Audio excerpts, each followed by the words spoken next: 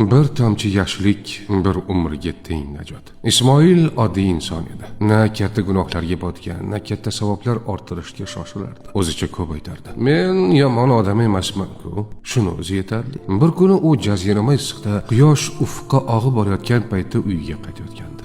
Yo'l chetida holsiz yotgan qarovsiz itni ko'rib qoldi. Nafasi qisilib, tili osilib qolgan, chanqoqlikdan qimir etishiga ham majoli yo'q edi. Ismoil bir zum to'xtadi. Keyin esa befarq o'tib ketdi. Boshqalar yordam berar deb o'yladi. Ammo yuragi tinchlanmadi. Jazirama issiqdan qor ichidagi vijdon nafasi og'irroq bosardi. Qadamlarini sekinlashtirdi. Ichidagi ovoz uni ortga qaytardi. U yaqin jo'mrak oldiga bordi, kaftiga suv oldi va itga tutdi. It suvni chanqog'ili bilan ichdi. Go'yo hayot qaytgandek, ko'zlarida so'zsiz shukr va chuqur minnatdorlik porladi. Ismoil jilmaydi. Axir bu shunchaki bir tomchi suv edi. O'sha kecha u tush ko'rdi.